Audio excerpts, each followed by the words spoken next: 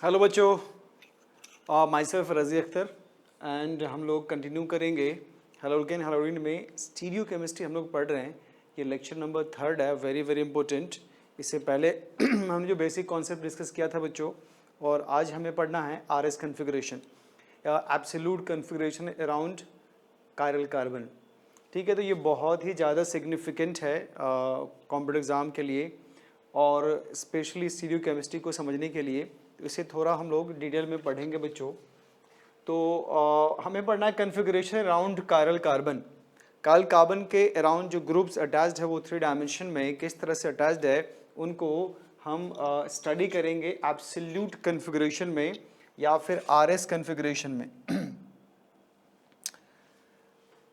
तो देखो बच्चों, ये जो सिस्टम है वो CIP कान इनगोल्ड प्रीलॉन्ग रूल पे बेस्ड है। This system is based on what CIP या सीक्वेंस रूल। सीक्वेंस रूल से इसको हम लोग डील करेंगे, किसको? आरएस कन्फिग्रेशन को। आर यहाँ पे है रेक्टस, एस है सेनिस्टर। ठीक है, इसको आप एब्सोल्यूट कन्फिग्रेशन भी कहते हो। तो देखिए इसके कुछ इंपॉर्टेंट पॉइंट्स हम लोग डिस्कस करेंगे बच्चों। जैसे कहा गया कि जो कायरल सेंटर होगा, जो कायरल कार्बन होगा, आपको सबसे पहले उनके अराउंड जो भी ग्रुप या एटम अटैच्ड हैं, हमें उनकी प्रायोरिटी सेलेक्ट करनी है according to their atomic number. फिर आप देखेंगे कि प्रायोरिटी जैसे सपोज 1 2 3 4 आया, और बेस्ड ऑन CIP रूल, जैसे मैंने कहा कि हम एटॉमिक नंबर को प्रायोरिटी देंगे, उसके अकॉर्डिंग आप ये पता करोगे 1 2 3 को कि वो क्लॉकवाइज जा रहा है या फिर एंटी क्लॉकवाइज जा रहा है। अगर first priority, second and third को अगर आप रोटेट करोगे, अगर वो क्लॉकवाइज गया तो आप उसे रेक्टस कहोगे, और एंटी क्लॉकवाइज गया तो आप उसे सेनिस्टर कहोगे। तो देखिए केस 1 है RS configuration on Fischer projection formula. तो देखिए जैसे ये कंपाउंड है हमारे पास, ये कायरल सेंटर है, और इससे जो अटैच्ड एटम है, जस्ट अटैच्ड एटम को आप देखेंगे बच्चों, इस कायरल से अटैच्ड क्या क्या? हाइड्रोजन है, आयोडीन है, ब्रोमीन एंड क्लोरीन। अब इनके एटॉमिक नंबर के अकॉर्डिंग इनकी प्रायोरिटी आप सिलेक्ट करोगे।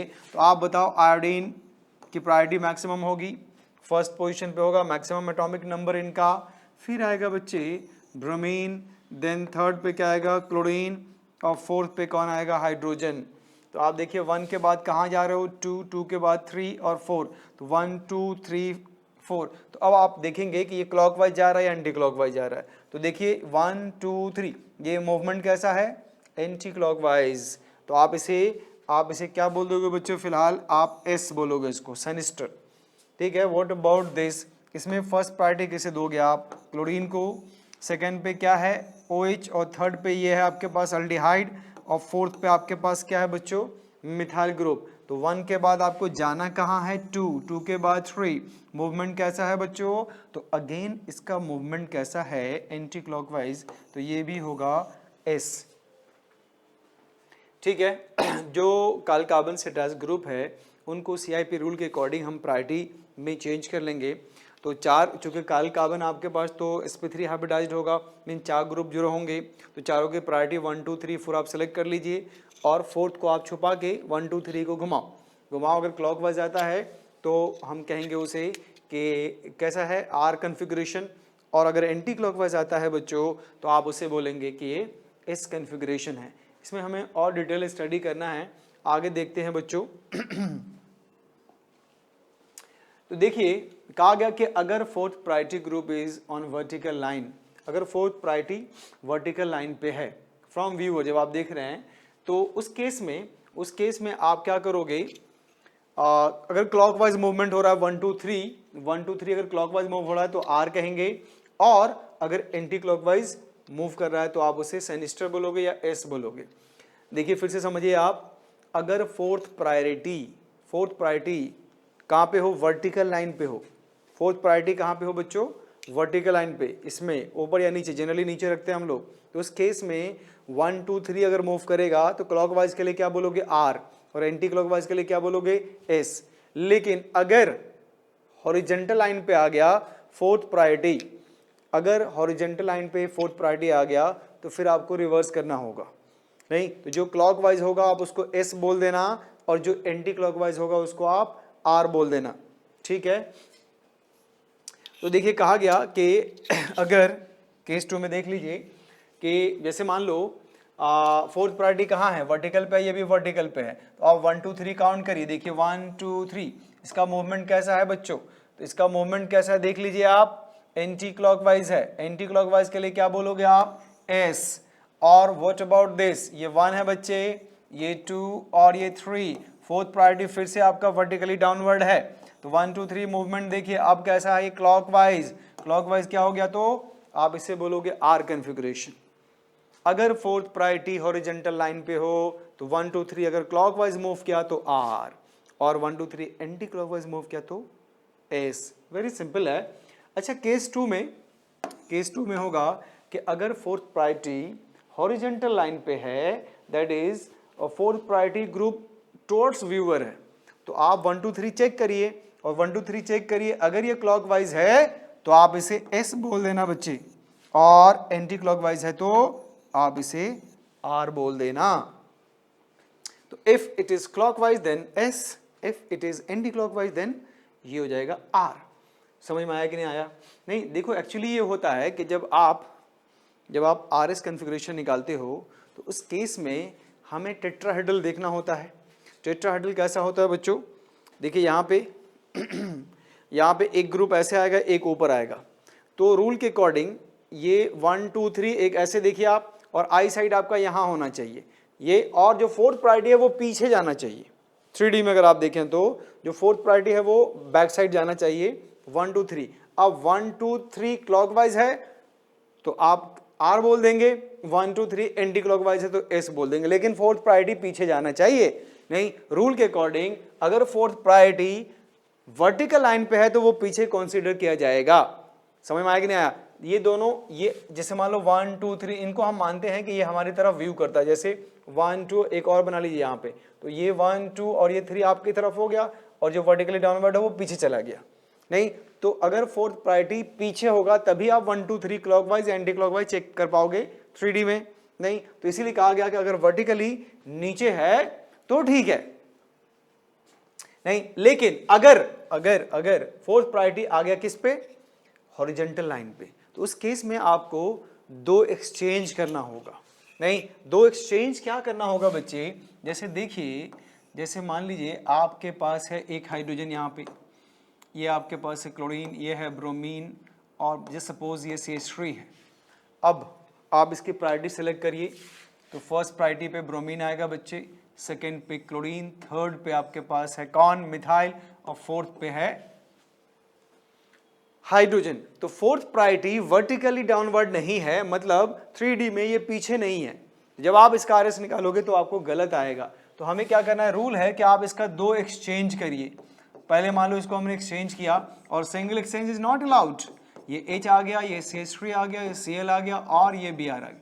ये सिंगल एक्सचेंज में आपका कंपाउंड चेंज हो जाएगा, लेकिन फिर एक एक्सचेंज और कर लें अगर आप, जैसे मान लो इसको चेंज कर लें, तो आप देखिए यहाँ पे क्या आ गया, methyl, chlorine, bromine and hydrogen. अब फर्स्ट प्रायोरिटी किसको देंगे, 1 2 3। तो देखिए 1 2 3 का मूवमेंट कैसा है बच्चों, ये एंटी क्लॉकवाइज है, तो कॉन्फ़िगरेशन क्या आ गया, एस, गेटिंग और नॉट।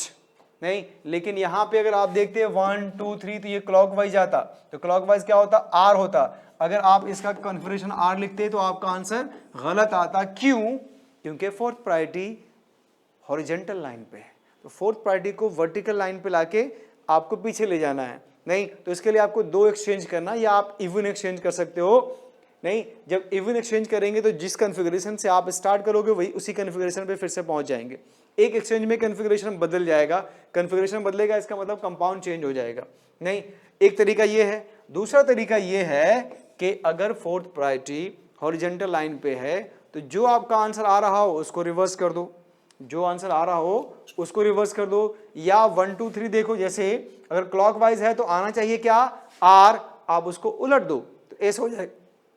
कब ऐसा करेंगे आप, जब फोर्थ प्रायोरिटी आपका हॉरिजॉन्टल लाइन पे होगा तब। नहीं, अगर ये क्लॉकवाइज आ रहा है तो जनरली क्या बोलते हैं आप, आर बोलते हैं, लेकिन यहां पे क्या बोल दोगे, एस।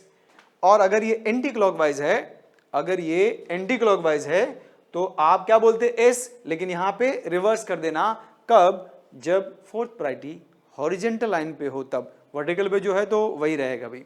नहीं तो दो तरीका, या तो दो एक्सचेंज कर लो या फिर आप डायरेक्ट उसी में काउंट करके 1 2 3 और बता दो।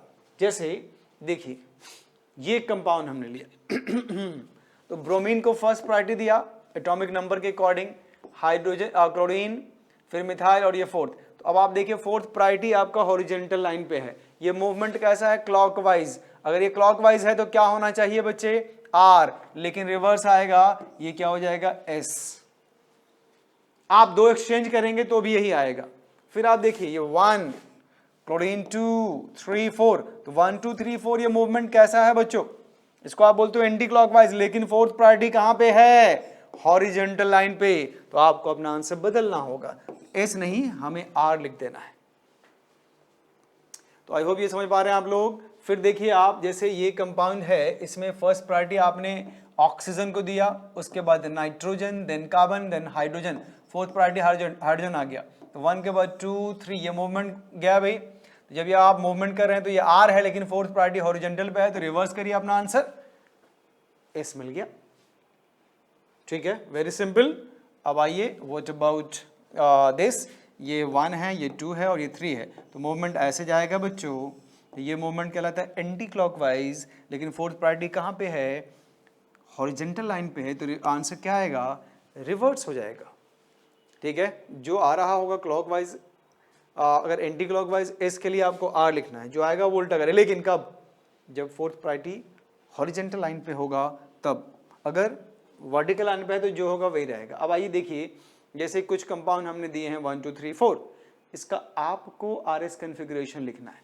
तो फटाफट बताइए बच्चे, इसका कन्फिग्रेशन क्या होगा? पेन पेपर यूज करो और सोचो कि जो फर्स्ट कंपाउंड है इसका आर एस कन्फिग्रेशन आप क्या लिखोगे?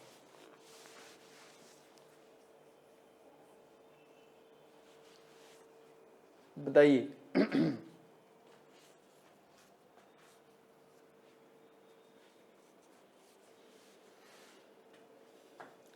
तो सबसे पहले आपको प्रायोरिटी सेलेक्ट करनी होगी बच्चों। तो आप देखिए फर्स्ट प्रायोरिटी किसे मिलेगा? ऑब्वियस सी बात है, कार्बोक्सिलिक एसिड को मिला। सेकेंड पे कौन आएगा? मिथाइल। और उसके बाद कौन आएगा? ड्यूटेरियम। देन हाइड्रोजन फोर्थ पे आ गया। इसमें तो ज़्यादा आपको परेशानी नहीं होनी चाहिए। 1 के बाद कहाँ जाएंगे आप? 2, और फोर्थ को छुपा लो आप, तो 3। ये मूवमेंट कैसा है बच्चों? Anti clockwise. फोर्थ प्रायोरिटी कहाँ पे है? वर्टिकल लाइन पे है, तो आपको क्या बोलना है? S configuration. ठीक है, तो ये क्या बन गया आपका? S configuration. अब जरा इस कंपाउंड को देखिए, पहले इसके नंबरिंग कर लेते हैं 1 2 3 4। तो आपके पास 3 एंड 4 पोजीशन पे कायरल कार्बन है, तो हमने 2 एंड 3 पे, तो 2 एंड 3 लिखा। अब आपको मेंशन करना है कि कायल कार्बन 2 का कन्फिग्रेशन क्या है और कायल कार्बन जो पोजीशन नंबर 3 पे है उनका कन्फिग्रेशन क्या है। तो इसके लिए आपको प्रायोरिटी सेलेक्ट करनी होगी। तो बताइए फर्स्ट प्रायोरिटी किसको दोगे? ये ऑक्सीजन है, ये कार्बन है, ये कार्बन है, ये हाइड्रोजन है, तो फर्स्ट प्रायोरिटी इनको मिल गया बच्चों। सेकंड पे ऑब्वियस सी बात है कार्बोक्सिलिक एसिड, थर्ड पे ये आएगा और फोर्थ पे ये आएगा। तो 1 के बाद ये 2 2 3, ये मूवमेंट कैसा हो गया भाई? एंटी क्लॉकवाइज, लेकिन फोर्थ प्रायोरिटी कहाँ पे है? Vertical line, sorry horizontal line पे। तो आपको अपना आंसर चेंज करना होगा। ये मूवमेंट कैसा है? एंटी क्लॉकवाइज, तो आप इसे क्या बोल देंगे? आर। तो 2 पोजिशन पे कन्फिग्रेशन क्या आ गया बच्चे? R. What about third position? देखिए ये आपके फर्स्ट है, ये आगा सेकंड, और ये थर्ड, ये फोर्थ। 1 के बाद 2 देन 3। मूवमेंट देखिए ये क्लॉकवाइज है भाई, अगेन ये क्या है? क्लॉकवाइज, लेकिन फोर्थ प्रायोरिटी हॉरिजॉन्टल लाइन पे है, तो आपको रिवर्स करना होगा। तो कार्बन नंबर 2 आ गया आर, कार्बन नंबर 3 आ गया बच्चों एस। आई होप आप लोगों को समझ में आ गया होगा। तो फिर जरा आप कंपाउंड 3 एंड 4 ट्राई करिए खुद से। तो आप देखो ये काल कार्बन है, काल कार्बन नंबर 2, और ये काल कार्बन नंबर 3। तो फर्स्ट प्रायोरिटी इनको देंगे, सेकंड पे कार्बोक्सिलिक एसिड, थर्ड पे ये है, फोर्थ पे ये है। तो 1 के बाद क्या जाओगे 2, 2 के बाद 3। देखिए मूवमेंट कैसा है बच्चों, एंटी क्लॉकवाइज, तो ये रिवर्ट मारिए, क्या आ जाएगा R। What about this first one 2 3, तो 1 2 3 मूवमेंट बताइए बच्चे, अगेन ये एंटी क्लॉकवाइज है तो ये भी क्या आ गया R। तो इनका कॉन्फ़िगरेशन क्या आ गया 2R and 3R। What about fourth one, बताओ इसको फर्स्ट प्रायोरिटी देंगे कि नहीं देंगे भाई, सेकंड पे कौन होगा ये, थर्ड पे कौन होगा ये, और फोर्थ पे कौन होगा ये। तो फोर्थ को छुपाइए, 1 के बाद 2 3 घुमाइए, ये मूवमेंट कैसा है बच्चे, हाँ ये मूवमेंट है आपका एंटी क्लॉकवाइज। फोर्थ प्रायोरिटी को आप देख पा रहे हो कहाँ पे, हॉरिजेंटल लाइन पे, तो आपका आंसर क्या आएगा, उलट के आएगा ना, तो 2R आ गया बच्चे, फिर 1 ऊपर आएगा 2, ये 3, ये 4, तो 1 2 3 मूवमेंट देखिए अगेन कैसा आ गया भाई एंटी क्लॉकवाइज, तो इसे भी क्या बोलोगे आप R। तो अगर फोर्थ प्रायोरिटी हॉरिजेंटल लाइन पे हो तो जो भी आंसर आ रहा हो आप उसको बदल दो, चेंज कर दो, ठीक है।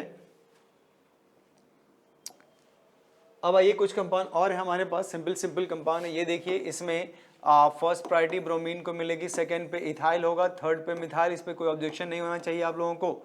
तो आप बताइए बच्चे 1 के बाद 2 और 3 ये मूवमेंट कैसा है क्लॉकवाइज, फोर्थ प्रायोरिटी कहाँ पे हॉरिजेंटल पे, तो ये क्या हो जाएगा बच्चे S।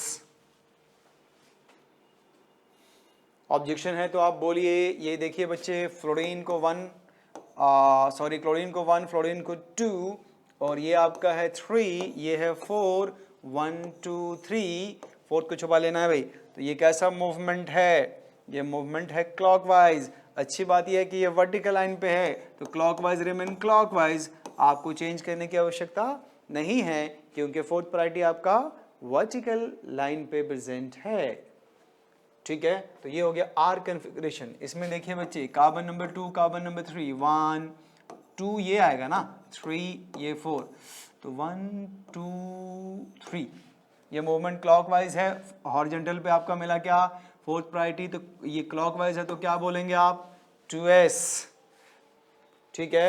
इसमें आइए 1 पे ये रहेगा, 2 पे ये रहेगा, 3 पे ये 4, तो 1 2 3 4 ये मूवमेंट कैसा है बच्चों एंटी क्लॉकवाइज, ये मूवमेंट कैसा है एंटी क्लॉकवाइज। आप देखिए तो फोर्थ प्रायोरिटी हॉरिजॉन्टल पे है, रिवर्ट मारिए क्या आ जाएगा R, तो 2S 3R आ गया बच्चे।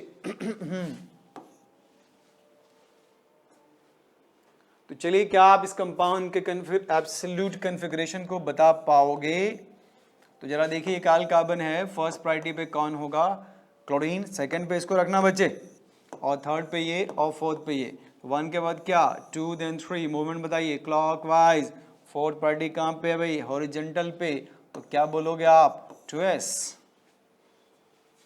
ठीक है। आप देखिए इसका ये मिरर इमेज है, इसका ये मिरर इमेज है, तो आप अगर नहीं भी निकालोगे तो सही आ सकता है, ये 3R आएगा क्योंकि मिरर इमेज रिवर्ट होके आता है, जो मिरर इमेज आएगा वो उल्टा होकर आएगा। फिर भी चेक कर लेते हैं, देखो ये 1 पे ये है बच्चे 2 देन 3, तो 1 2 3 देखिए एंटी क्लॉकवाइज मूव कर रहे हैं, फोर्थ प्रायोरिटी हॉरिजॉन्टल पे है, क्या आ गया R कॉन्फ़िगरेशन, ठीक है। तो अगर आप मिरर इमेज देखते हो तो मिरर इमेज रिवर्ट होकर आएगा, अगर R है तो S आएगा, S है तो R आएगा। व्हाट अबाउट दिस, ये काल कार्बन है बच्चे, ये फर्स्ट प्रायोरिटी, आप चूंकि देखो इस कार्बन पे 1 2 3 है, डबल बॉन्ड को 2 बार काउंट करेंगे आप अकॉर्डिंग टू CIP रूल, तो 1 के बाद क्या आ गया 2, ये रहा 3, ये रहा 4, 1 2 का 4 नहीं 1 2 3, तो 1 2 3 ये कैसा हो गया भाई मूवमेंट आपका कैसा है बच्चे क्लॉकवाइज, फोर्थ प्रायोरिटी नीचे है तो R रिमेन R, ठीक है। व्हाट अबाउट हेयर, देखिए बच्चे ये वाला काल कार्बन है, फर्स्ट प्रायोरिटी इसको मिलेगा, ऑब्जेक्शन है तो आवाज उठा सकते हो आप, देखिए तो 1 2 3 1 2 3 मूव करिए 1 2 3, फोर्थ प्रायोरिटी कहाँ पे है वर्टिकल लाइन पे है, तो जो आएगा वो आएगा, मतलब वही आंसर होगा। तो ये हो गया आपका एंटी क्लॉकवाइज, तो आंसर विल बी S। तो आई होप आप लोग समझ पा रहे होंगे, ठीक है। आगे चलते हैं बच्चे हम लोग, अब ये है very very important, RS configuration of compound, 3D compound, 3 dimensional compound को में अगर आपको RS कन्फिग्रेशन फाइंड करना है तो कैसे करोगे? तो देखो बच्चों, इसके लिए हमें सबसे पहले क्या करना चाहिए, क्योंकि इससे पहले जितनी भी हमने प्रैक्टिस करी है वो फिशर प्रोजेक्शन फॉर्मूला में करी है, मतलब 2 डायमेंशनल कंपाउंड में करी है। तो अगर आप इस कंपाउंड को कन्वर्ट कर लेते हो 2D में तो फिर आपका काम आसान हो जाएगा, क्योंकि 3D में अगर आप निकालते हो तो गलती होने की पॉसिबिलिटी बहुत ज़्यादा होती है। नहीं तो क्या आपके पास कोई ऐसा रूल है जिससे आप इस कंपाउंड को 2D में कन्वर्ट कर सकते हो, मतलब फिशर प्रोजेक्शन फार्मूला में कन्वर्ट कर सकते हो, और फिर उस फिशर प्रोजेक्शन फार्मूला से आप RS कन्फिग्रेशन इजीली फाइंड कर सकते हो? तो देखो बच्चों, जो रूल्स है इसको कन्वर्ट करने का वो थोड़ा मुश्किल है। नहीं तो हम इसके लिए मैं आपको एक सुपर डुपर शॉर्ट ट्रिक बताता हूँ, नहीं जो आपको मैं गारंटी लेता हूँ कि आपको एटलीस्ट यूट्यूब पे तो नहीं मिलेगा, नहीं क्योंकि ये हमारा अपना बनाया हुआ है, पहली बार ये शॉर्ट ट्रिक पब्लिश हो रहा है भाई, आपके सामने आ रहा है, देख लीजिए। करना क्या है आपको, ये जो लाइन आप देख रहे हैं, ये जो लाइन है वो बोर्ड का प्लेन है, नहीं ये जो लाइन आप देख रहे हैं वो एक्चुअली ऐसे है, ये बोर्ड का प्लेन है। एक मिथाइल आपका बोर्ड के बाहर है और हाइड्रोजन बोर्ड के अंदर है। बोर्ड का प्लेन ये है आपका, देखिए ऊपर क्या है कार्बोक्सिलिक एसिड, नीचे क्या है अल्डिहाइड, इस तरफ क्या है आपका मिथाइल और इस तरफ क्या है हाइड्रोजन। तो आप क्या करिए, इसको सीधा कर देंगे, जो बोर्ड के प्लेन में होगा उसको सीधा कर देंगे, मतलब आप ऐसे वर्टिकल लिखेंगे तो जो ऊपर कार्बोक्सिलिक एसिड है वो ऊपर रहेगा और जो नीचे अल्डिहाइड है वो नीचे आ जाएगा। बच्चों बहुत ध्यान सुनिए, अब ये कट आएगा, यहाँ पे परेशानी है कि हमें किस साइड क्या रखना है, मिथाइल को राइट पे रखना है या हाइड्रोजन को राइट पे रखना है। तो इसमें अगर आपने गलती करी, लेफ्ट वाले को अगर राइट पे कर दिया तो कन्फिग्रेशन बदल जाएगा और आपका आंसर डेफिनेटली गलत आएगा, ठीक है। तो ऐसी गलती ना हो इसके लिए मैं आपको एक शॉर्ट ट्रिक बताता हूँ। शॉर्ट ट्रिक ये है बच्चों कि नीचे वाले जो बोर्ड के प्लेन वाला ग्रुप है, यहाँ से आपको ट्रैवल करके ऊपर वाले बोर्ड के प्लेन में ट्रैवल करके आपको वहाँ तक पहुँचना है, मतलब यहाँ से आप स्टार्ट करेंगे और ये आपका डेस्टिनेशन है, यहाँ तक आपको पहुँचना है। तो कैसे पहुँचोगे, तो यहाँ से मान लो हम वॉक करते हुए जा रहे हैं, चलते चलते चलते चलते चलते चलते चलते जाएंगे। जैसे ही चलते चलते चलते चलते जाओगे यहाँ पे एक मोड़ आएगा, देखिए क्योंकि आपका डेस्टिनेशन ये है तो इस पॉइंट पे एक मोड़ आएगा। तो जिस पॉइंट पे मोड़ आएगा आप ये चेक करना कि ये मोड़ जिससे आप चल रहे थे वो राइट साइड है या लेफ्ट साइड है। बहुत ध्यान सुनिए, मैंने कहा यहाँ से आप चलते चलते चलते चलते चलते चलते चलते चलते यहाँ पहुँच गए और यहाँ पे क्या आया, मोड़ आया। अब आपको मुड़ना है, किस तरफ मुड़ना है, यूँ जा रहे हैं राइट या लेफ्ट। तो जिस तरफ मुड़ना है वहाँ पे लिख दो, जैसे मान लो ये आप मुड़ रहे हैं, किस तरफ मुड़ रहे हैं भाई, लेफ्ट, राइट आपका इधर है, लेफ्ट मुड़ रहे हैं। तो आप यहाँ पे क्या करो, फिलहाल एल लिखो, लेफ्ट मुड़े। अब ये दो ग्रुप आप देख रहे हैं, इसमें एक वेज लाइन है जो एबव द प्लेन होता है, दैट इज मिथाइल, और एक डैश लाइन है जो बिलो द प्लेन होता है बच्चों, जो हाइड्रोजन है। तो जिस तरफ मुड़ेंगे उस पे आपको रखना है किसको, वेज लाइन को। तो वेज लाइन कौन है ये, अब आइए इसका लेफ्ट कौन सा है, तो लेफ्ट ये है। तो लेफ्ट पे कौन आएगा, मिथाइल, और राइट पे कौन आएगा, हाइड्रोजन। बहुत ही धांसू शॉर्ट ट्रिक है ये, अगर आप समझ लेंगे तो आपको मजा आ जाएगा बच्चों। फिर से मैं एक बार रिपीट कर दे रहा हूं, ध्यान से सुनिए। आप यहां से चलना शुरू करेंगे, आप काल कार्बन पे पहुंचेंगे, काल कार्बन पे रुक जाना, पानी वानी पी लेना, फिर आपको ये सोचना है कि हम अब किस तरफ मुड़ेंगे, राइट की तरफ या लेफ्ट की तरफ। आप अगर राइट की तरफ मुड़ते हैं तो यहाँ पे आर लिख लेना, ये कन्फिग्रेशन नहीं बताएगा आपको, और अगर एल लेफ्ट की तरफ मुड़ते हैं तो एल। अब इन दो ग्रुप में उस जो वेज लाइन पे है उनको वहां प्लेस करना जहां आप मुड़ोगे। अगर आप राइट पे मुड़ेंगे तो ये राइट पे आएगा, लेफ्ट पे मुड़ेंगे तो ये लेफ्ट पे आएगा। चूंकि आप लेफ्ट पे मुड़े हैं तो लेफ्ट पे आ गया, तो ये आ गया किस पे, राइट पे। अब आप प्रायोरिटी सेलेक्ट करिए, 1 2 3 and this one is 4th। तो 1 के बाद कहां जाते हो बच्चे, 2 देन 3। तो आप इस मूवमेंट को देखिए कैसा है, क्लॉकवाइज है बच्चों, क्लॉकवाइज। और फोर्थ प्रायोरिटी हॉरिजेंटल पे है, तो ये आ गया एस कन्फिगरेशन। दैट मीन्स ये कंपाउंड आपका एस कन्फिगरेशन शो कर रहा है। तो आई होप आप लोग को समझ में आया होगा बच्चे। फिर से आइए, इस कंपाउंड को आपने स्ट्रेट लिखा तो ऊपर क्या आएगा, कार्बोक्सिलिक एसिड, नीचे क्या आएगा, अल्डिहाइड। चल रहे थे, चलते चलते चलते यहाँ पे क्या आया, एक मोर आया, और ये मोर किधर जा रहा है, राइट या लेफ्ट? तो देखिए बच्चे, इस बार आप राइट मुड़ रहे हो, तो राइट ये है, और राइट पे कौन आएगा, जो वेज लाइन पे है। वेज लाइन पे कौन है, मिथाइल है बच्चों, और ये क्या आ गया, हाइड्रोजन। देखिए ये है ब्रांडेड कॉन्सेप्ट। आप इसे फर्स्ट प्रायोरिटी दोगे, इसे आप सेकंड प्रायोरिटी दोगे, इसे थर्ड। इसमें कोई ऑब्जेक्शन हो तो आवाज उठाइए। 1 के बाद आप कहाँ जाएंगे बच्चे, 2 देन 3। इस मूवमेंट को आप देखिए कैसा है, एंटी क्लॉकवाइज। फोर्थ प्रायोरिटी ढूंढो कहाँ पे है, अरे हॉरिजॉन्टल पे है, तो रिवर्ट मारो। ये कैसा था मूवमेंट, एंटी क्लॉकवाइज, तो आपका आंसर क्या आया, आर। मीन्स ये वाला कार्बन आर कन्फिगरेशन शो करेगा। गेटिंग ऑन नॉट बच्चों? ये बहुत ही इंपॉर्टेंट कॉन्सेप्ट सीख रहे हैं हम लोग। आइए देखते हैं। नहीं, यूट्यूब के वर्ल्ड में ये पहला शॉर्ट ट्रिक देख रहे होंगे आप। ये Cl है आपके पास, ये Br है बच्चे। अब आप चलते चलते चलते चलते चलते ये मोड़ आया, इसमें आपको मुड़ना कहाँ है भाई, राइट पे या लेफ्ट पे, बोलो। तो जैसे जैसे आप चलते इस पॉइंट पे पहुंचोगे, इस पॉइंट पे आप लेफ्ट पे मुड़ोगे, तो लेफ्ट पे कौन है, हाइड्रोजन, तो राइट पे कौन आएगा, मिथाइल। प्रायोरिटी बताइए, 1 2 3 4, 1 2 का 4 नहीं, तो 1 के बाद आप कहाँ गए, 2। मूवमेंट कैसा हो गया भाई, देखो देखो देखो देखो क्लॉकवाइज। आंसर क्या आ गया, एस, क्योंकि आपको यहाँ पे रिवर्स करना होगा। बहुत ही आसान है, अगर आपने समझ लिया तो आप चाहे कैसे भी क्वेश्चन बना लो, एडवांस में आए, मेंस में आए, नीट में आए, कहीं भी। तो ये देखिए ऊपर, और ये क्या आपके पास, CHO। ठीक है, फिर जा रहे थे आप, कहाँ मुड़े, लेफ्ट पे। लेफ्ट पे कौन है भाई, मिथाइल, तो राइट पे कौन आएगा, OH। प्रायोरिटी बताइए, ऑक्सीजन को फर्स्ट प्रायोरिटी, कार्बोक्सिलिक एसिड को सेकंड, थर्ड पे अल्डिहाइड, फोर्थ पे है आपका मिथाइल। 1 2 3। अगेन मूवमेंट देखो कैसा है भाई, एंटी क्लॉकवाइज। फोर्थ प्रायोरिटी कहाँ पे है, हॉरिजेंटल लाइन पे।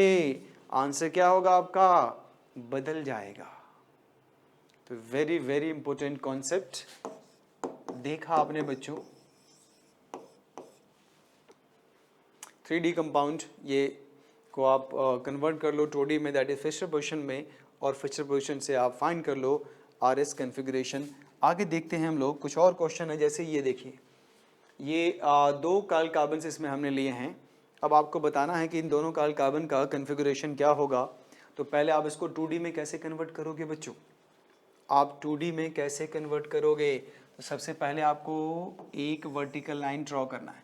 ऊपर क्या है, कार्बोक्सिलिक एसिड, नीचे क्या है, कार्बोक्सिलिक एसिड। ये वाला काल कार्बन है, तो यहाँ पे एक कट आएगा, ऊपर भी एक कट आया, 2 मोड़ आएंगे। देखिए बच्चे, अब आप यहाँ से चलना शुरू करो, चलते चलते चलते चलते यहाँ पहुँचे, यहाँ पे क्या आया, एक मोड़ आया। अब इसे आप राइट जाओगे या लेफ्ट जाओगे, क्योंकि डेस्टिनेशन आपका ये है, तो इधर मुड़े आप, यहाँ से मुड़े, तो ये टर्न किधर है भाई, राइट पे है। तो राइट पे वेज लाइन कौन है, तो राइट कौन है, ये रहा मिथाइल, और इस पे कौन आ गया, हाइड्रोजन। ठीक है, फिर पहुँचते पहुँचते ये काल कार्बन पे पहुँचे, यहाँ बैठे आप आराम किए, और फिर आप मुड़े, किधर से मुड़े, तो देखिए इधर मुड़े। तो ये कौन सा टर्न है बच्चों, लेफ्ट टर्न है। तो लेफ्ट पे कौन आया, मिथाइल, और राइट पे कौन आया, हाइड्रोजन। ये क्या बन गया आपका, फिशर प्रोजेक्शन फॉर्मूला। ठीक है, ये फर्स्ट का हो गया। अच्छा, सेकंड के लिए आइए। फिर से आपने यहाँ से स्टार्ट किया, इस पोजीशन पे पहुँचे, और देखिए यहाँ से स्टार्ट किया था, टर्न इधर लिए, तो ये कौन सा टर्न, लेफ्ट। लेफ्ट पे कौन आया, हाइड्रोजन, राइट पे कौन आया, मिथाइल, नीचे क्या है, कार्बोक्सिलिक एसिड। अब आइए इस पॉइंट पे, इस पॉइंट से आपने टर्न किया, टर्न किधर किया बच्चों, तो देखिए यहाँ से टर्न किधर किया, आप ऐसे जा रहे थे तो राइट पे किया, राइट पे कौन आएगा, H, और लेफ्ट पे कौन आएगा, मिथाइल, ऊपर क्या है, कार्बोक्सिलिक एसिड। तो ये 2D कंपाउंड आपको मिल गया। अब आप इनका कन्फिगरेशन फाइंड कर लो। नहीं तो देखिए दोनों सेम कंपाउंड बन गया आपका, है ना। ऐसे देख कर नहीं पहचान पाते आप। तो 1 पे ये रहेगा, 2 पे ये रहेगा, 3 पे ये रहेगा। तो 1 2 3 मूवमेंट क्लॉकवाइज है, आप बोलेंगे 2s, क्योंकि उलटना होगा ना। ये 1 पे रहेगा, ये 2 पे रहेगा, ये 3 पे रहेगा। तो 1 2 3 ये क्लॉकवाइज है तो आप आंसर बदल दीजिए।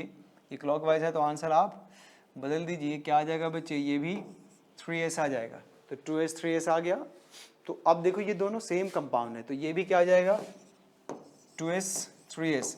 अच्छा, तो अब इन दोनों कंपाउंड को, अगर ये A है और ये B है क्वेश्चन में, तो इन दोनों में क्या रिलेशन आएगा बच्चे? तो आप इसे बोलेंगे होमोमर्स, या फिर आप इसे आइडेंटिकल भी बोल सकते हो। आइडेंटिकल, आप इसे होमोमर बोलिए या आइडेंटिकल बोलिए। वेरी वेरी इंपॉर्टेंट कॉन्सेप्ट हम लोग देख रहे हैं बच्चों। आगे चलते हैं। देखिए relation between two given compounds आपको बताना है। अब आपको बताना है कि आपका कंपाउंड इनैंशियोमर है, डायस्टोमर है, या आइडेंटिकल है, या टॉटोमर है। ऐसे क्वेश्चन कॉम्पिटिटिव एग्जाम में आते रहते हैं। तो आप बताइए बच्चे, ये आप इसको 2D में चेंज कर लेते हैं। ऊपर क्या है? कार्बोक्सिलिक एसिड, नीचे क्या है? अल्डिहाइड। आप जा रहे थे, मुड़े कहाँ? लेफ्ट पे कौन? हाइड्रोजन, इस पे कौन? मिथाइल। इसका आर एस कन्फिग्रेशन फाइंड कर लीजिए। 1 पे 1 2 3, 1 के बाद 2 देन 3। मूवमेंट देखो बच्चे एंटी क्लॉकवाइज है, फोर्थ प्रायोरिटी हॉरिजॉन्टल पे है, तो ये आ गया आर कन्फिग्रेशन। अगर ये कंपाउंड आपका एस आया तो योर आंसर विल बी इनैंशियोमर, और अगर आर आ गया तो आपका आंसर होगा आइडेंटिकल। ठीक है, तो लेट्स चेक। फिर से आप हॉरिजॉन्टल लाइन बनाइए, वर्टिकल लाइन बनाइए। एक ऊपर क्या लिखेंगे आप? Carboxylic acid. नीचे क्या लिखेंगे आप? मिथाइल। अब आप बताओ बच्चे हाइड्रोजन कहाँ प्लेस करोगे? तो चलिए यहाँ से आप जा रहे थे, टर्न इधर लिए, ये टर्न किधर है? राइट पे है भाई, तो राइट पे कौन आएगा? H, और CHO किस पे आ गया? लेफ्ट पे। तो आप प्रायोरिटी दीजिए इसको 1 2 3 4।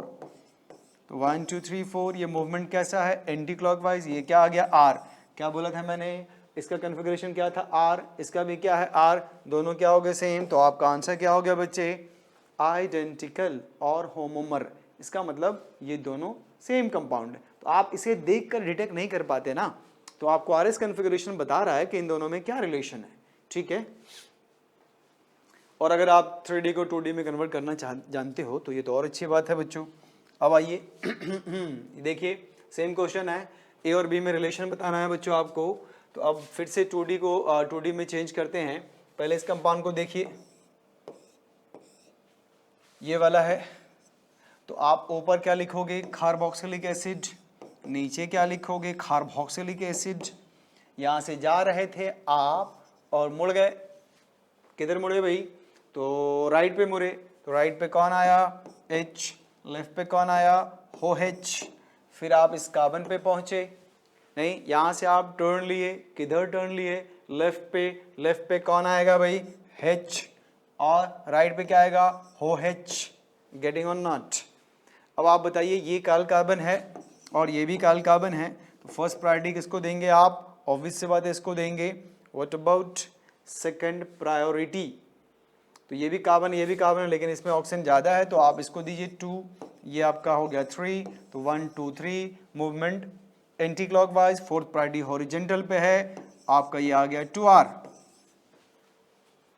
आइए कार्बन नंबर थर्ड पे, ये 1 है और ये 2 है और ये है 3। 1 2 3, इसका मूवमेंट देखिए कैसा है? 1 2 3। अरे बोलो यार, एंटी क्लॉकवाइज। तो ये क्या आ गया? आपका आ गया 3R। तो देखिए इस कंपाउंड का ये जो आपके पास है वो 2R है, और ये जो है आपके पास वो 3R है बच्चे। अगर इसका भी 2R 3R आ गया तो आइडेंटिकल, अगर ये 2S 3S आ गया तो इनैंशियोमर, और अगर 2R 3S आया या 2S 3R आया तो फिर डायस्टोमर बोलेंगे आप। एक सेम एक डिफरेंट हुआ तो। Let's check check check check. What is this? Carboxylic acid है, ऑल्सो व्हाट? Carboxylic acid. आप जा रहे थे बच्चे, यहाँ से टर्न किए, टर्न किधर किए, लेफ्ट पे, तो लेफ्ट पे कौन आएगा, जो वेज पे है, वेज पे कौन है, ओ एच है, तो राइट पे कौन आया, एच। अब आइए इस पॉइंट पे आप फिर से टर्न करोगे, किधर जा रहे थे, कहाँ, स्ट्रेट जा रहे थे, टर्न की, टर्न राइट है आपका, तो राइट पे कौन आएगा बच्चे, एच, और ये आएगा ओ एच। ठीक है, अब आप बताइए, तो आप प्रायोरिटी सेलेक्ट करो, 1 2 3, 1 2 3, तो 1 2 3 मूवमेंट देखिए कैसा है बच्चे, anti clockwise, anti clockwise, fourth priority horizontal पे है, तो ये आ गया आपका आर, 3R लिख दीजिए। मैच कर रहा है भाई, अब ये डिसाइड करेगा, ये तो तय है कि एनांशियोमर नहीं है, मतलब एक ही निकालने के बाद आप ये डिटेक्ट कर पाओगे कि ये एनांशियोमर नहीं है। आगे चलते हैं, इसको देखते हैं भाई, फर्स्ट प्रायोरिटी पे कौन, ये सेकंड पे कौन, थर्ड पे कौन, तो कौन देखिए मूव कर रहा है ये क्लॉकवाइज, आहा ये आ गया आपका 2s। देखिए एक सेम एक डिफरेंट, आपका आंसर आ गया बच्चे डायस्टेरियोमस। अगर एक कन्फिगरेशन सेम हो और दूसरा डिफरेंट हो तो आप उसे डायस्टेरियोमर बोलेंगे, दोनों सेम हो तो आप उसे क्या बोलोगे बच्चे, अगर दोनों सेम हो तो आप उसे आइडेंटिकल बोलोगे, और अगर दोनों अपोजिट हो, जस्ट अपोजिट हो, तो वो आपका एनांशियोमर कहलाएगा। तो आई होप ये कॉन्सेप्ट आपका क्लियर हो रहा होगा आरएस कॉन्फ़िगरेशन में। आगे चलते हैं बच्चे, देखते हैं अब मैंने आपसे एक सवाल पूछा है, which of the following is optically active compound, इनमें कौन सा कंपाउंड ऑप्टिकल एक्टिव है, जरा जल्दी जल्दी बताइए, वेरी वेरी इंपॉर्टेंट है बच्चों। ये आपके पास बाइफिनाइल है, तो बताइए, देखिए कार्बोक्सिलिक एसिड और ये मिथाइल, ये कार्बोक्सिलिक एसिड। मैंने आपको बताया था कि बाइफिनाइल के ऑर्थो पोजीशन पे अगर यहाँ भी डिफरेंट है और यहाँ भी डिफरेंट है, ठीक है, तो वो ऑप्टिकली एक्टिव हो जाएगा, क्योंकि ये दो डिफरेंट प्लेन में चला गया और इससे प्लेनर सिमेट्री पास नहीं कर सकते, तो ये कंपाउंड आपका क्या बना, ऑप्टिकली एक्टिव।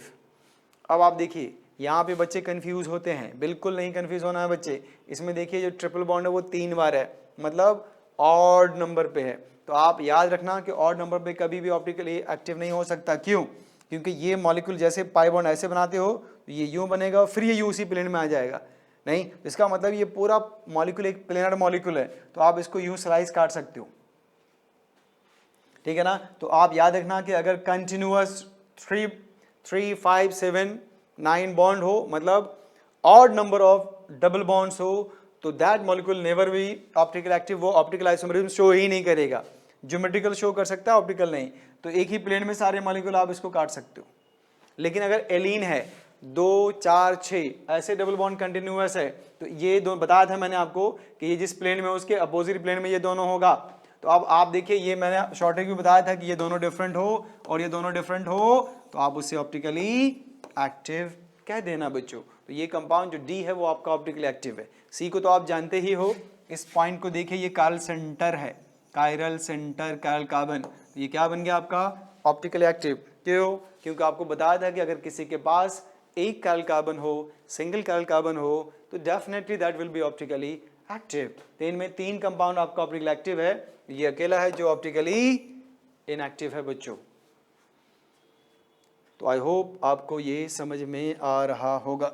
आगे चलते हैं, अब ऑप्टिकल प्यूरिटी या एनांशियोमेरिक एक्सेस एक कॉन्सेप्ट है, ऑप्टिकल प्यूरिटी या एनांशियोमेरिक एक्सेस। इसमें कहा गया कि percentage of enantiomers which is in excess in mixture and which is responsible for optical rotation.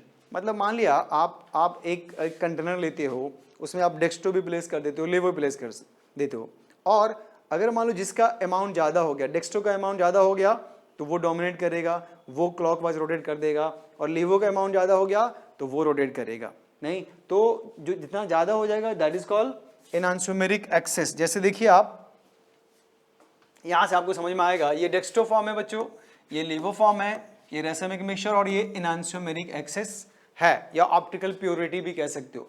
तो मान लिया 10% आपने डेक्स्ट्रो लिया है और 90% आपने लेवो लिया है, तो देखो इसका 10% और इसका 10% मिलकर क्या हो जाएगा, रेसिमाइज हो जाएगा। आपको मालूम है इक्वल अमाउंट को आप रेसिमिक मिक्सचर बोलते हो, तो 20% रेसिमाइज हो गया, अब बाकी जो 80% बचा वो एनांशियोमेरिक एक्सेस होगा और कंपाउंड आपका डेक्स्ट्रो रोटेटरी हो जाएगा भी।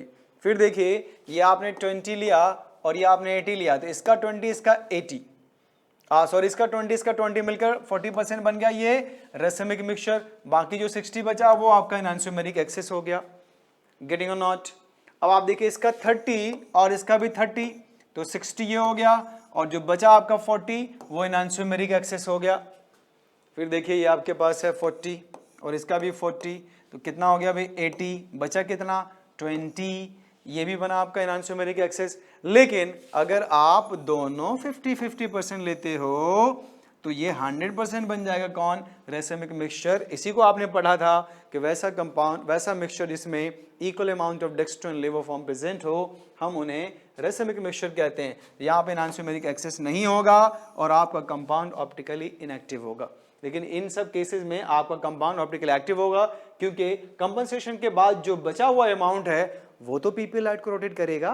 नहीं, यहाँ पे 80% है, ये 60%, 40% एंड 20% है, 0%। तो दिस इज कॉल्ड एनान्सियोमेरिक एक्सेस या फिर ऑप्टिकल प्योरिटी। तो ये था ऑल अबाउट बच्चों स्टीरियो केमिस्ट्री। तो स्टीरियो केमिस्ट्री को हम लोगों ने फिनिश कर लिया है, ख़त्म कर लिया है, ठीक है।